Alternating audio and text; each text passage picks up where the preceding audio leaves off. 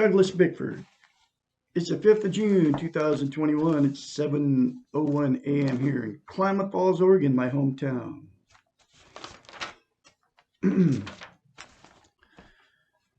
Here's what you need to do, folks. Get connected with the creator of the universe. And you can get this inner void field even if you're an atheist. I just happen to believe a creator. I call him the Great Spirit. But to get that inner void field, you don't even have to believe in God, okay? And here's the simple concept from the book, The Portable Therapist, by a doctor of psychology. She knows what she's talking about, for it's not coming from Douglas Bickford. And it works. You will fill that inner void if you do the one simple concept out of this book.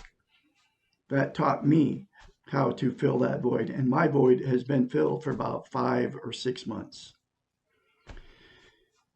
Look at yourself in the mirror and say, I love you, and say it over and over and over again. Say it as much as you want. Say it throughout the day and never stop. And here's another very important part of it. Do not tell anybody. Just do it. And don't tell anybody you're doing it.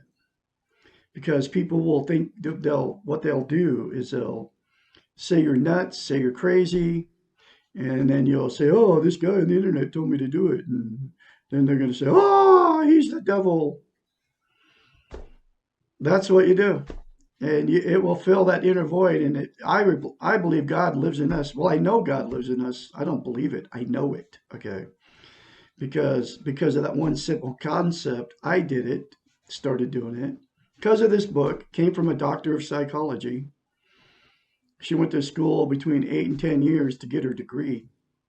And she became a psychiatrist, a real marriage counselor, okay?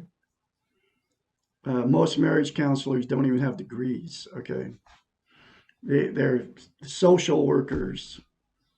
They don't know the brain, okay? So she knows the brain because she has it. Her doctorate is in psychology, okay? The brain is a very complicated thing. And the mirror, they call it mirror therapy. And mirror therapy, there's something about looking at yourself in the mirror. It's a phenomenon that happens when you look at, like I'm looking at myself right now, like I'm in a mirror because I'm looking at myself talk to you. Okay. And you cannot lie in the mirror. Okay. So the very first time you say it, you have to force yourself to do it. I did. Okay. I love Douglas Bickford. I love my inner child. Those are 2 things you can say in the mirror to yourself that will get you on the road to a healthy mind. Okay. So plus it'll connect you with God, okay? It'll connect you with goodness. Goodness and God are the same thing that lives in here. In order to recognize this goodness, this God that lives in you, you have to say that in the mirror to yourself. I love you. And because you cannot love and you cannot be loved without having, it gives you self-esteem, self-love. You cannot have a healthy relationship unless you love yourself first. And they've trained us that, through the TVs, radios, newspapers, all the media outlets, YouTube, Facebook, Instagram, TikTok, all of them have trained us that just to jump right in and try to love somebody without loving yourself. And it doesn't work. I don't know why it is that way, but that's the way it is. So the population is running around trying to have a love relationship with somebody, and they don't love themselves, so it doesn't work. But the one simple concept will give you that, but it will also connect you with the creator of the universe. But if you're an atheist, you can even get the same thing. It doesn't even matter if you believe in God. I'm telling you, man, and we've been duped by all the religions, every one of them. It doesn't matter which one it is: Mormon, Jehovah Witness, Seventh-day Adventist, Baptist, Catholic, uh, Muslim, Buddhist, because they're all trying to find happiness through external. And that happiness lives in you. You just have to recognize it by loving yourself, by attaining self-esteem. And that's the way it is. And it works, folks. And what happens, we were put here. We're here for one reason: to have social interest, which is to have relationships with other people. That's why we're here. And guess what? That saying I love you in the mirror will open that up for you, and you'll recognize it. And that's where God lives, is in you. Okay?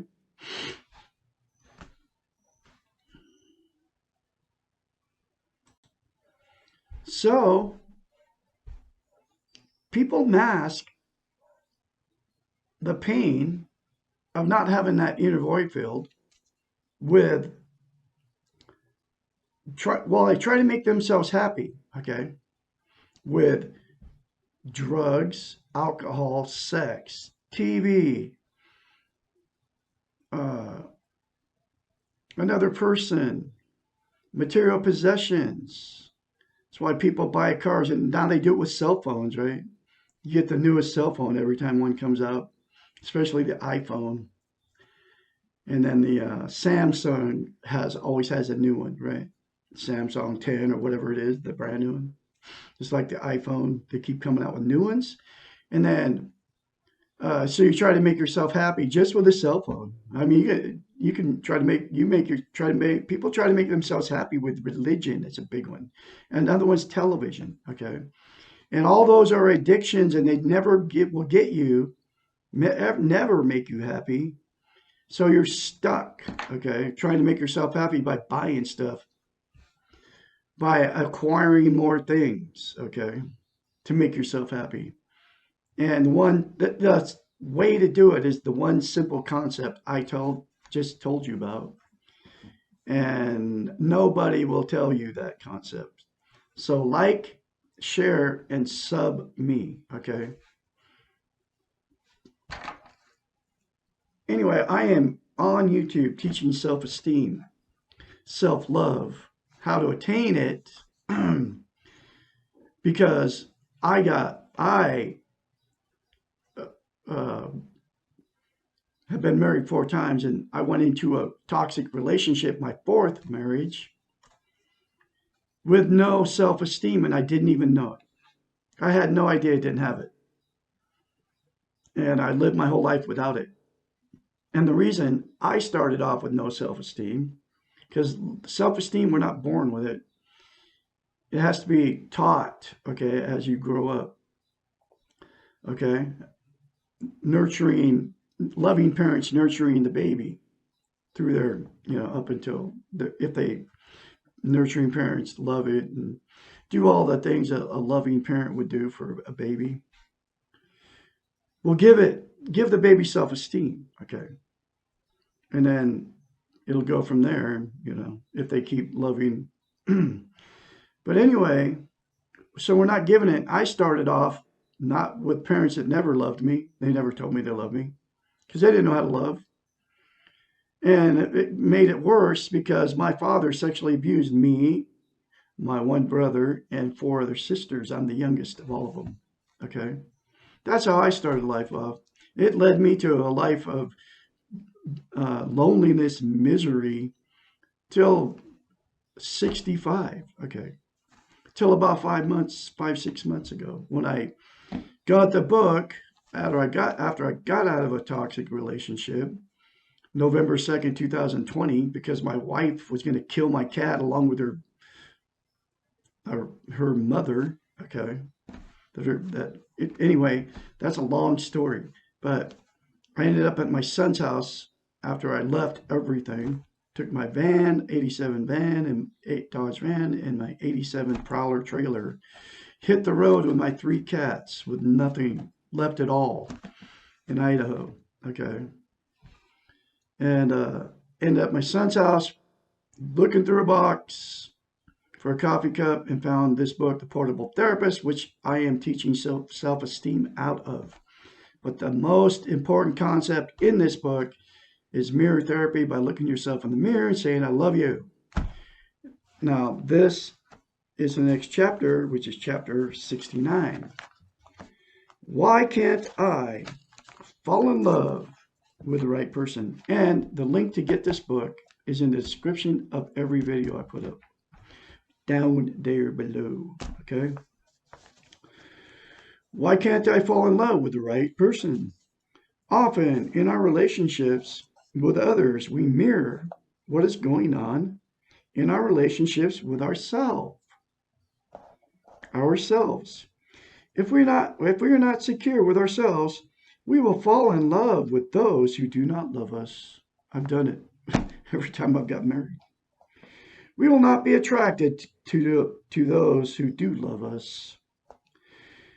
We are attracted to what we think we deserve.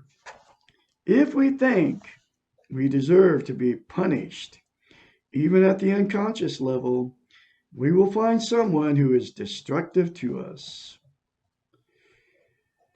Whatever we really feel about ourselves will tend to be reflected by our relationships.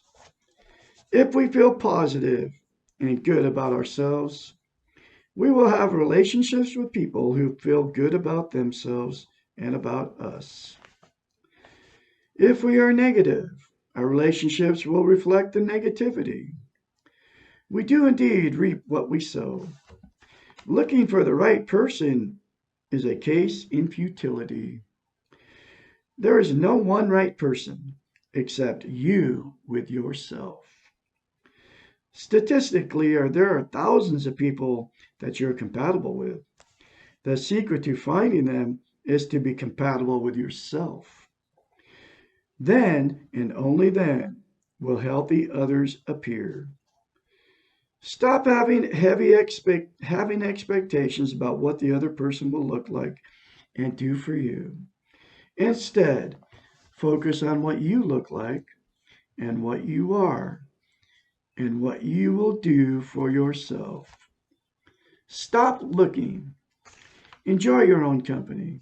Practice being okay without a relationship. It is never easier to learn self-esteem and to practice it than when you are alone. If you are used to taking care of yourself, to filling your own needs, then the challenge of being in a relationship will not be overwhelming. If you cannot take care of yourself when you're alone, it will be much more difficult to learn to take care of yourself when you're involved with someone else. Most of us become aware of learning about self-esteem after we are in a relationship.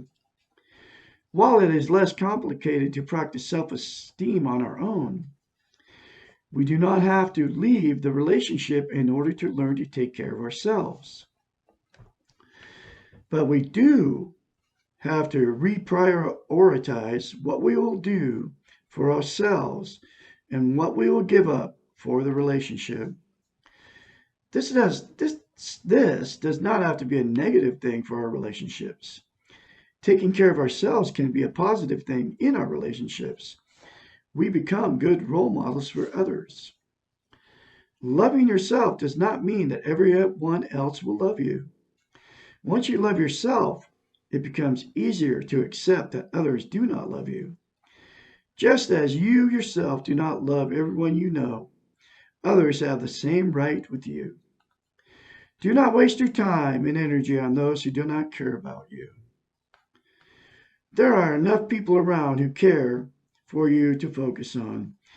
And if you feel that there is no one else who loves you, then you owe it to yourself to care more for yourself. Relationships are about balance, not about rights and obligations. Relationships are about challenge and stimulation, not about comfort. Relationships are about expansion and growth, not about standing still or staying put. Rather, they are about allowing each other to change and letting go. The best relationships are those in which both people let each other be. We can love ourselves unconditionally, and we can practice trying to love our partner unconditionally. We may never achieve this goal, but we can learn from our efforts. If you want unconditional adoration, get a puppy. Your partner is not in the business of always adoring you. There was no one right partner for you, but there are plenty of good people around to have healthy relationships with. But first, you must be healthy yourself so that you are ready for a good relationship with another. Very powerful book, look, folks. And if you do the one simple concept I've been saying in these videos, it's going to connect you with the universe. You'll be one with the universe. And if you ever want to have a good relationship, a healthy one, you have to love yourself first. And that simple concept will help you attain that if you do it and you keep saying it. And get the book. You wouldn't even have to get the book, The Portable Therapist, because once you do that, you're going to be connected with God and He's going to direct you to what you need to do. Or you'll be connected to goodness if you don't believe in God. Okay? Douglas Bickford, I have more later for you. All have a great day out there.